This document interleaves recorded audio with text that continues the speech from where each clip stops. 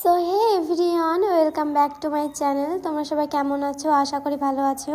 আর আজকে আমি খুব ভালো আছি। আর এতক্ষণে তো তোমরা বুঝতেই পেরে গিয়েছো যে আমি আজকে কোথায় এসেছি। হ্যাঁ, আমি আজকে এসেছি ডোমকল মেলাতে। আর তোমাদেরকে মেলাটা পুরোটা ঘুরে দেখাবো। আকাশে রোদ থাকতে থাকতেই আমরা বেরিয়ে পড়েছি। প্রায় দুপুর 4টে হবে তখন। তো তোমরা তো বুঝতেই পারছো। আর দিনের বেলাতেও এতটা ভিড়, তোমাদেরকে কি বলবো। সচরাচর মেলা 6টার পরে শুরু হয়, সন্ধ্যা থেকে, কিন্তু এখানে দুপুর থেকেই শুরু হয়ে গেছে। আমরা তো 4টের সময় এসে পৌঁছেই দেখছি এতটা ভিড়, তা বলার কথা নেই। তো চলো মেলাতে আমরা কি করি, কি খাই আর কেমন কি মজা করি, তোমরা পুরোটা দেখতে থাকো। তোমরা এই লাইনটা দেখে তো বুঝতে পারলে যে আমরা এখন কোথায় যাবো। তো এটাকে ট্রেন বলছে, তো হ্যাঁ ট্রেনই বলছে। আমরা এখন ট্রেনে চাপবো। প্রথমে তো ভাবছি যে না, এত বাচ্চাদের ট্রেনে চেপে কি হবে, সামান্য এরকম ঘুরছে। তো চলো চেপে দেখা হচ্ছে তোমাদের সাথে, কেমন কি এক্সপিরিয়েন্স হয় তোমাদের সাথে আমি অবশ্যই শেয়ার করব। গাইজ, আমরা এখন চান্স পাইনি, সেই কারণে একপাশে দাঁড়িয়ে আছি। তো ওরা নামলে আমরা উঠব। তো দেখো তোমরা এখানে কত ভিড়, মানে দুনিয়ার সবাই এই মেলাতে চলে এসেছে এরকম মনে হচ্ছে। তো এত ভিড় বলার কথা নেই। তো রাত গাঢ় হওয়ার সঙ্গে সঙ্গে দেখা যাক কেমন ভিড় হয়। তো এখানেও অনেক ভিড়, লাইন আছে। আমরা উপরে চলে এসেছি, এবার আমরা চাপবো। চলো, ফাইনালি আমরা চেপে গিয়েছি। এবার দেখা যাক কেমন কি হয়, চলো।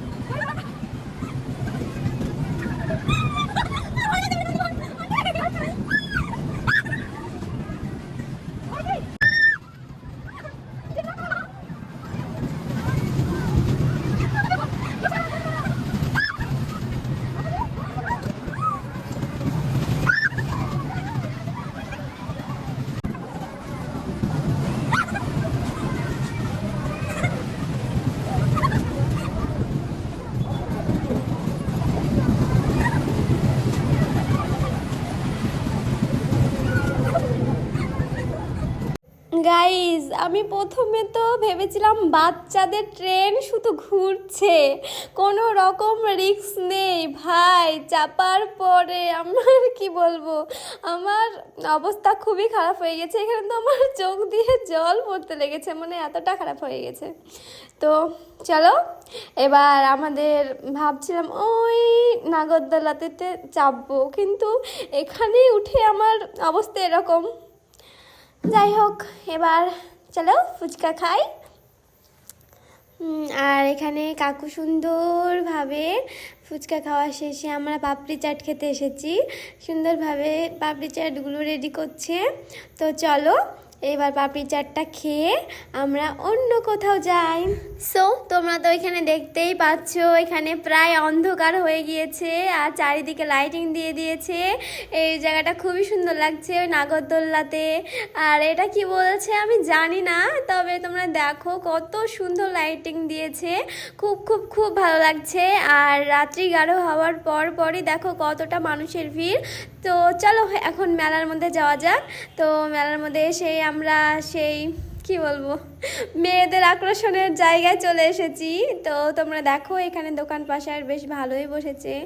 আর এখানে অতটা মানুষ নেই, সত্যি বলতে গেলে অতটা মানুষের চাপ নেই এদিকটাতে, কিন্তু তোমাদের ওই সামনের দিকটাতে তো কত মানুষের ভিড় তোমরা নিজেই দেখলে। গাইস, তোমাদেরকে এবার আমি ম্যাজিক দেখাবো, কেমন করে মানুষ থেকে সাপ, মানুষ থেকে ফুল, আরও কত রকম হয়ে যাচ্ছে। তো এখানে ব্যাকগ্রাউন্ড মিউজিকটা এমন বাজছিল যে আমার ভয় লেগে গিয়েছে, কিন্তু সাহস করে আমরা টিকিট কেটে ভিতরে ঢুকে পড়েছি। তো দেখো তোমরা, এই মানুষ নাকি মানুষ থেকে কিভাবে কঙ্কাল হয় ভাই, তো সেটাই তোমাদেরকে দেখাবো। আর এখানে মানে ব্যাকগ্রাউন্ড মিউজিকটা এত ভয়ঙ্কর বাজছিল, তো আমি এখানে ভয়ও করছিলাম। আবার শোটা শুরু হয়নি, তো আমার না হতে এরকম মুখের অবস্থা হচ্ছিল। তো শুরু হোক, তো তোমরা দেখো কেমন কি হয়। আমি জাস্ট তোমাদেরকে মেয়ে দুটো দেখালাম যারা নাকি এই খেলাগুলো দেখাবে। তো চলো কেমন কি হয় দেখতে থাকো।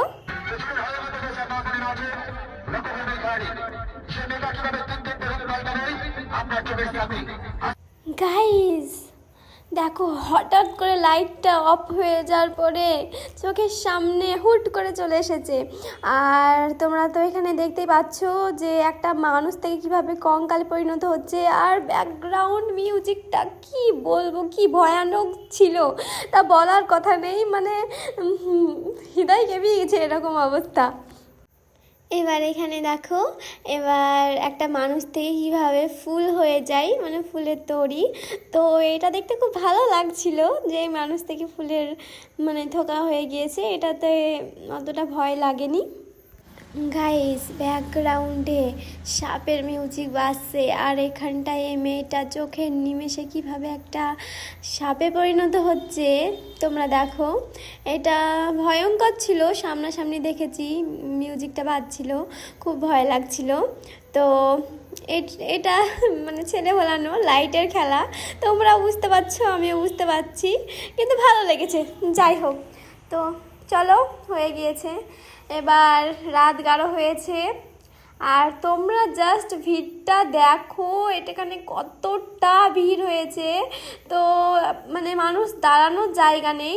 আর এবার বাড়ি যাওয়ার সময় হয়ে গিয়েছে, তো আমরা এবার বাড়ি যাই। তো আমি এখন বাড়ি যাই, আর তোমরা যারা যারা আমার চ্যানেলটি সাবস্ক্রাইব করোনি তারা এখনই করে নাও। তো আমি এখানেই আমার ব্লগ ভিডিওটা শেষ করলাম। So by.